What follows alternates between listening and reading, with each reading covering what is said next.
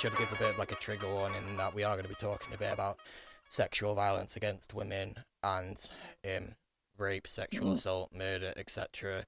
And this is in light of the sad news that we now have confirmed, which is that Sarah Everard has been murdered. I think it's confirmed. Like they found her body now, and a serving police officer has been arrested and charged with it. Yeah. So, Halima, if you don't mind, like obviously, and again, like if anything gets too intense, just let us know. But like, I think we should probably come to you first, as obviously a woman. When you heard the news about Sarah Everard, like how did you To be feel? honest, like, and this is absolutely appalling to say, as saddening as it was, I just was not surprised. Like, I just was not, nothing about. I mean, like, don't get me wrong, it shakes you to your core, but also it's such an age old story. Like, it's. I can't imagine there's any woman out there who heard the story and heard the case and was like, oh my god, I'm really shocked. How could this happen? Because we know exactly how it's happened, and it's a scenario. What happened to Sarah? Her reality is a scenario that women have to contend with every single day. Like, every single day we have to think about the fact that, honestly, anytime I'm walking alone at night, anytime I'm in a enclosed space with a man, anytime I'm alone with a man who and there's no one else there, my first thought is that, okay, I'm gonna get hurt. Like, like, I need to remain vigilant right now. I'm gonna get hurt. And obviously in the wake of it, a lot of women have been kind of brave enough to come out and speak out and talk about instances of gendered violence that they've faced. And I think the statistic is that, is it 97% of women, is it in the UK? Yeah, I don't 96, 97, like Yeah, 97% of women in the UK have faced sexual assault, which is to be honest, I want to talk about this thing of, like, not all men, like, because I've seen a few, to be honest, more than a few men come forward and be like, it's not all men, it's not all women, it's toxic to men to like, say that all men are like this and all men are like that. But it's like, Foolish. it's so Completely stupid, foolish. bruv. It's so stupid. Like, one thing I always say is that people are always like, oh, I don't know any abusers, but almost everyone knows someone who has been abused or assaulted in some way or another. So it's the math is just not mathing right now. Like, how come 97% of women have been assaulted, but people are claiming that they're not an abuser or they don't know any abusers? It doesn't make sense. I think it's the thing as well is that people don't understand how, obviously murder is an extreme, like it's taking someone's life, but they don't really understand how, one thing transcends to another. Like, it's, for example, it's another one of those pyramids, like I'm seeing one circulating at the moment, which is the pyramid of sexual violence.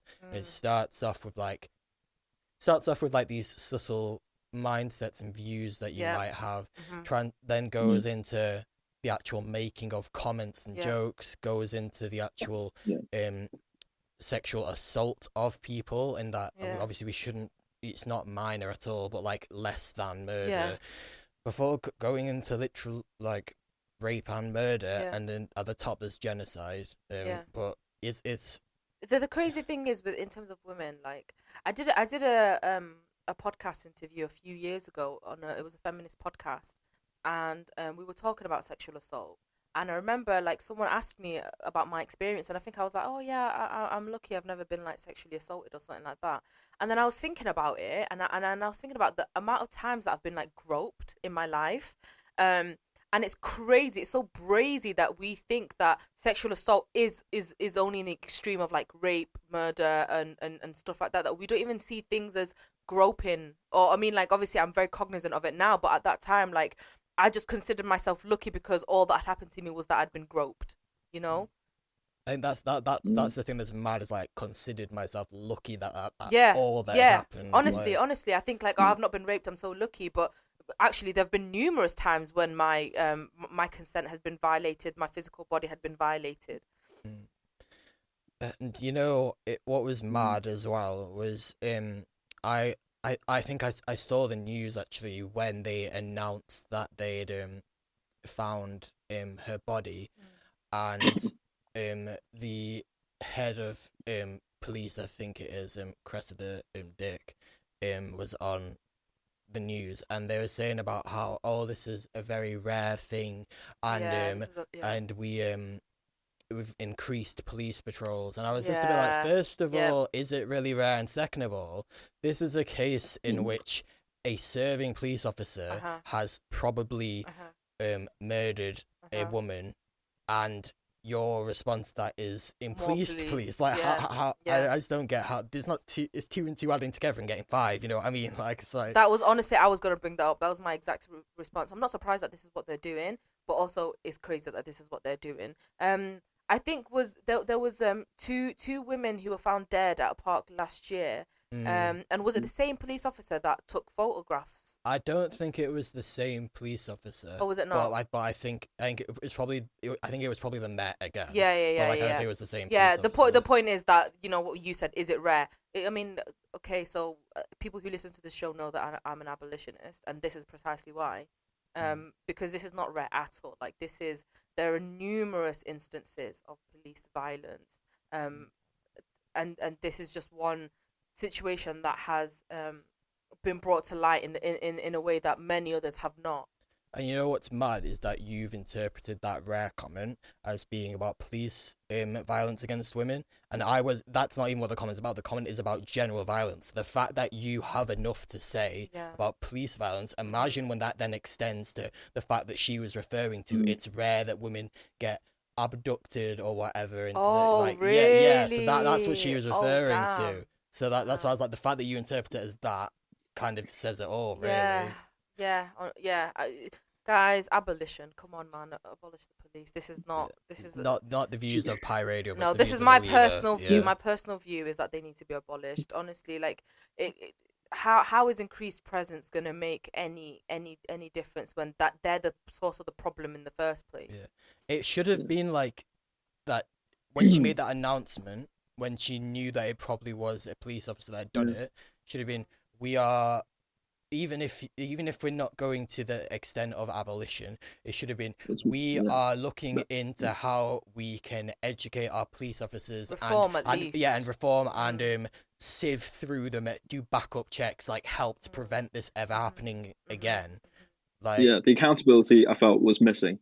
None. There was just none. It was a bit like, we're deeply shocked and angered. It's like, so's the rest of England. Yeah. Like, except you have the power to do something about it, so do something about it. I mean, like, it's so ingrained even within the system. Like 97%, like we just talked about, 97%. Back in the 70s, the Yorkshire Ripper, countless other sort of maniacal people out there going around stabbing people, and the only reason behind that was pure hatred towards women. It was misogyny. It was pure misogyny, and so I don't know if you guys have seen the Netflix series on the Yorkshire Ripper. I watched it, and it was it was interesting to see the way in obviously the Yorkshire Ripper and his like murders and his violence was based in misogyny, but also it was interesting to see how much the investigation on the Yorkshire Ripper was also steeped in misogyny. And the fact that the police were literally, they had rendered themselves incompetent because they could not see and function beyond their misogyny. I was like, he's a prostitute killer. That's what it is. That's what the assumption was. There was so much to it as well. There's so many women's voices that they were ignoring. There was like I said, they rendered themselves incompetent because they just were unwilling to move past their inherent misogyny. It's crazy. It's insane. Like. What I thought was powerful through that was the sort of how the Reclaim the Night began, and that sort of it formed out, and it was like, right, no, we're taking back our streets, we're taking back our safety. And do you know what's powerful about that? It in a sense, that this is kind of, we're in 2021 now. Now we're well over 40 years past that. Well over however long, like even including, there was many other cases past the Yorkshire Ripper that we've all missed as well. And we're still talking about it to this day. It's just like racism. It's just like every other format. It's just like there just always is work needs to be done, and people just willingly ignore it. And it's so scary because today, not today, but a couple of weeks ago, when I was walking through town, I heard people wolf whistle like girls just walking past who were walking past me. I was like, how are you doing this? How are you builders doing this? And then I was on a shoot the week before when I was doing a COVID safe photo shoot, And we were near builders again, and we were taking some pictures because the location was just nice. But again, we hear the builders kind of wolf whistle at these two beautiful girls, and you're a bit like, bro, like, what do you expect them to do? Yeah. What do you want them to do? It's crazy that like you've been able to name 2 instances just off the past few weeks as a passerby, like as just an observer. Now imagine it makes me feel so sick. It genuinely makes me. I was like, what are you doing, you bad brainless people, man? I want to bring up the point of, we're talking about Ben has just said like it's 40 years on and we're literally same position right now. If we're talking a little bit about solutions, obviously I mentioned abolition and or police reform at the very least. I want to talk a little bit about like feminist architecture as well, because interestingly, like before the Sarah case broke, there was was in a lecture about feminist architectures and about public space and how to like how the series was called like "The Space Is Not for You" or I can't remember, but it was about the role of like the space that public spaces make for women.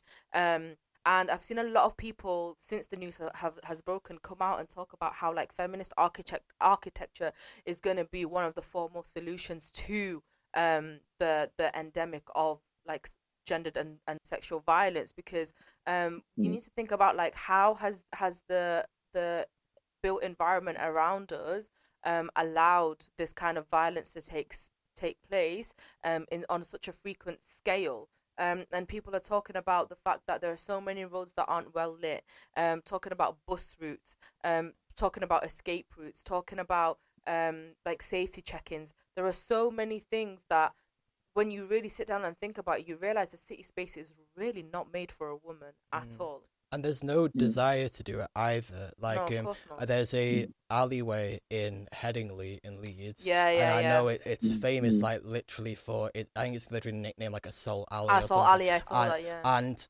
someone, the council. they refuse to do any like lighting or patrolling or anything there, and someone literally spray painted on it like this isn't and they made the effort to cover it up, but didn't make the effort to actually do anything about it. Like it's really the powers that have the power to mitigate these things, they kind of see it as a fact of life.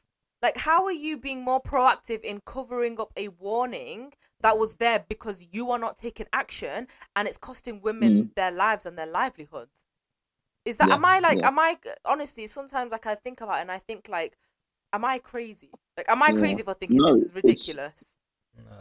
No, you're not. Absolutely not. Because like, it's crazy because like you say, the powers that be are far more interested in keeping face than solving anything. And I think that's kind of a damning indictment altogether, because it's like, what do you want to achieve? Do you want to achieve a society that's civilized? Because we like to pretend like we're a civilized sort of democracy in this world where everything's fine in the Western world. Whereas like in India or Pakistan or Bangladesh or wherever in the Southeast Asian continent, or even Asia on a general scale, or even Africa, whatever, is like this crazy sort of whatever world, and there's no rules, and they're a lot less civilized. And I'm like, bro, like, I'm not being funny. But look what's happening here, bro. It looks worse. It looks worse when you've got like a system in place and a place where you'd want to cover paint and warnings rather than sorting out lights. So when we talk about what we can do, obviously, if the powers that be aren't doing anything, this probably brings us on to the next point, which is talk to your man then. Yeah, what can men do to help women feel safer? So first of all, obviously, coming to you, Halima, as a woman, what do you think men can do to help this situation? I mean, in the first instance, don't rape. Like, don't sexually assault women. But obviously, like, that's clearly not enough, because that's a social standard that men aren't sticking to. You need to ratchet it down. Yeah. I was saying, you know, how before I was saying how is the figure that there's 97% of women that have been assaulted, but then men are saying that it's not me, it's not my boys. Like, that doesn't make sense. So 100%, I would say accountability, like actually holding your boys to account, like, and it's in the first instance is education, because I think a lot of people don't actually understand what sexual assault is and how sexual assault manifests. Like, when you're at a club and your boy is making unsolicited advances towards a woman, that's sexual harassment.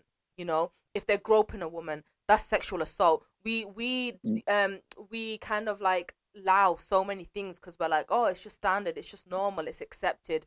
It's not, it's accepted, but it's not acceptable, you know? So if you see these behaviors, even if it makes it uncomfortable for you, if it's awkward, you need to call that out, because as Carlos was saying before, it's always the start, you know, because the principle is the same. The principle between murdering somebody, raping somebody, and just groping somebody is the same. It's the invasion of that person's space and privacy. If you once you have breached that barrier and that boundary, what's stopping you? And I know I'm sounding extreme, and a lot of people, men will hear this and they'll be like, just because I groped someone does not mean I'm going to now rape and murder them. But really tell me, like, where's the barrier? Do you know what I mean? Like, where do you build that dam? Like it's again, like you say, like you see a boy acting out, and if he doesn't respect the fact that he's not respecting her, he obviously won't respect you, because if he's not listening to you and he decides to go around doing these things, he's not your boy. Yeah. Cut him loose, but chat to him before you do, because like at the end of the day, because like you, like, especially going through, when you're traveling through uni and you're traversing that sort of scene, people think they're untouchable. I don't know, for whatever reason, just people think they're untouchable. Well, it's men in general are socialized to believe that they are, and that there's no consequences to their actions, because more time there isn't. It's horrible. Like the amount of times you see the stories about particularly like Oxford or Cambridge scholars that they don't end up being prosecuted because it would damage their reputation, and they have so much to offer society. If they had so much to offer society, why are they doing that in the first place? You know what I mean? Like, literally, honestly.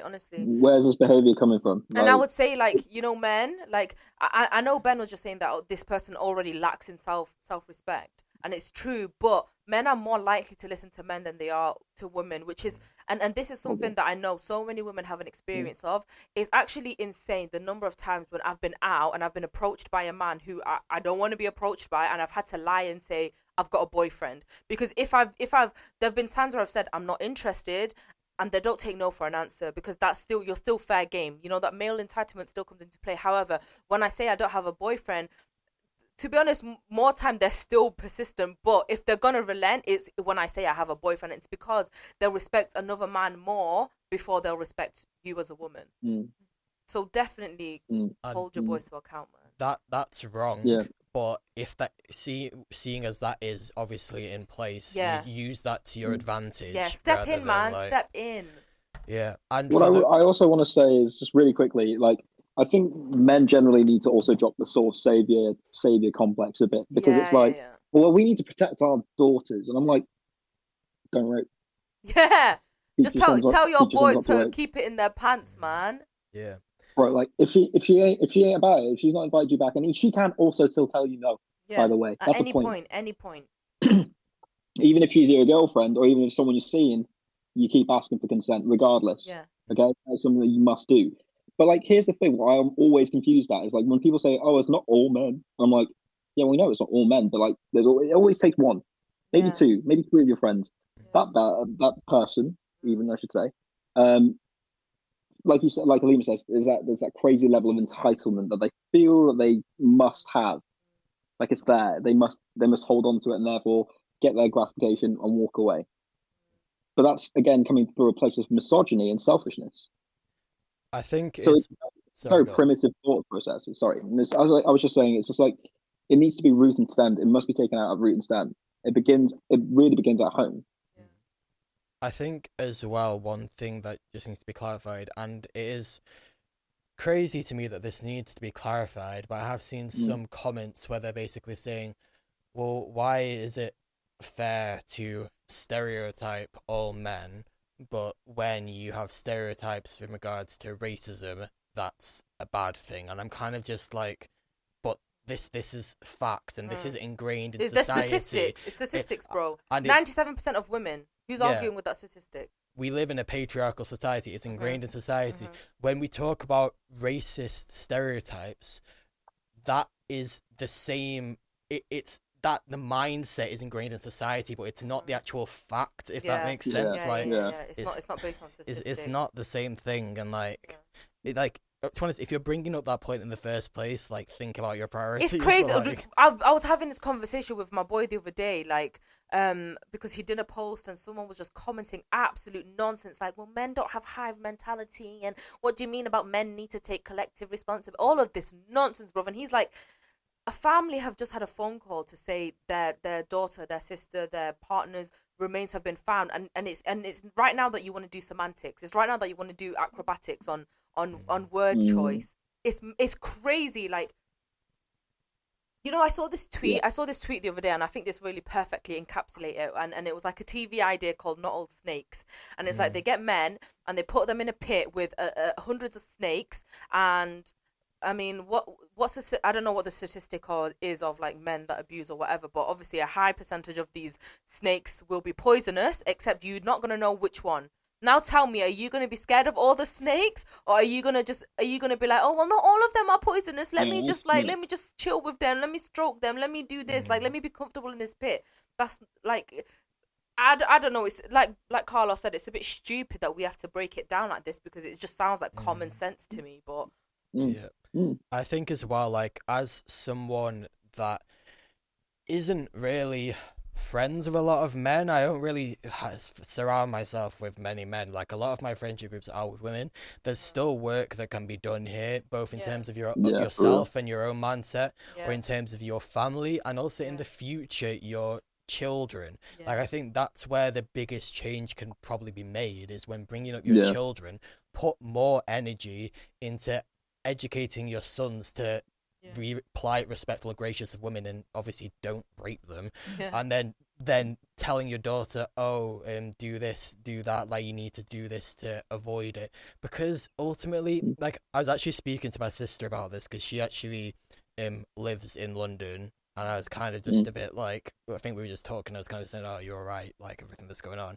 And she was saying, like, yeah, because obviously it's sad, but that I really see the point in anyone telling us to be more vigilant, because I've kind of been growing up with that ingrained in me anyway, so it doesn't really change anything. Like, with women, it's just like new iterations of things that we have, of ways of living that we have internalized since we were allowed to go out, since we were allowed to leave the house, you know.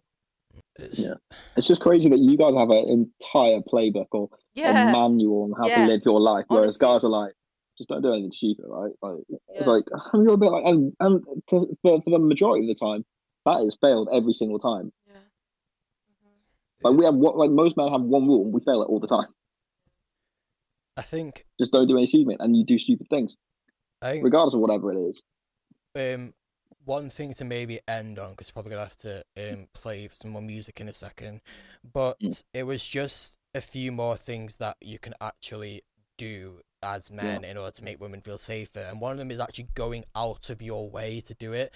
And it might seem a bit like, oh, well, why am I having to do that? It's such an inconvenience to me, but it's also like, if it's an inconvenience to you, think about how much of an inconvenience it is to them to be having these thoughts in the first place. So it's just stuff as simple as like crossing to the other side of the road if it's just you and them on the same road, or like overtaking them, making your presence known so they don't get freaked out when they realize that they're alone, like, with you. I think showing support if you see like something bad actually happening, like intervening, and it doesn't necessarily have to be confrontational, because obviously we're not trying to get anyone hurt, but at the same time it can be like as easy as just going up to them and saying, oh, you're all right, do you want to go exactly, do you need help, do you need me to do anything, can I help, can I do something, or like do you want to go get a drink? Like it sounds mad, because that in a lot of cases that's what these men are doing in the first place. But sometimes women just need an escape route, because like we said, men a lot of the if a man is accosting you in the first place, he does not respect you enough to take no for an answer. And then obviously listening and educating your friends, family, etc. And the final thing is literally just listening to women. And I think that's one thing that is mad. The amount of people that have come forward and their priorities lie with saying not all men. and speaking on stuff that they've never actually experienced before, never will experience. I think that's the root of the problem. People like to speak on issues that don't affect them with their own opinions based on their own life experiences, but they don't actually listen to the people who are actually suffering, and that's a problem. Yeah. And at that point, it's like Prince William. It's willful ignorance, willful, and that's far worse. I just think, like Carlos just said, it really takes nothing out of your body just to cross the street. Yeah. I've done it many times when I've just been walking in the dark and there's someone ahead of me, regardless of who it is. Maybe it's a man or a woman. I will still cross the road just to make sure someone feels comfortable. Yeah. It's literally no extra effort to you. Yeah. Literally no extra effort. And I think the thing is, just simple things. It just becomes ingrained in you. Like, you kind of just like, especially if you're at uni, there's a lot of times where you're like walking back from like club nights and stuff, and there's like women like alone in front of you, and you kind of like, I think this is the thing, like, if you haven't already thought about this, then think about why you haven't. Like, obviously not trying to judge anyone here. How much of a privilege it is to not have to face this as a reality every single day. Yeah. Just try. That's the main thing. Like, be on the right side of history, and hopefully we can have a better future. Or as my dad says, just do better. My mum and dad always say that, just like as a simple point, just be better. Yeah. Always be better. Yeah. And if you are one of those people that's kind of like, well, why? I'm just with mates, like, they're taking it too far, and PC, this is dead. Like, why do you have such a need to make these jokes in the first place? Why is joking about sexual assault the boundary at which you view your civil liberty as being impinged on? Why is that? Think about how much of a privileged position you must be in if the extent of what you view to be a breach on your basic human rights is, I can't make rape jokes. Like, what is that about? Why do you want to make? Why do you want to make those? Why do you want to say the N-word? What do you get from that? It's sick. It is absolutely sick.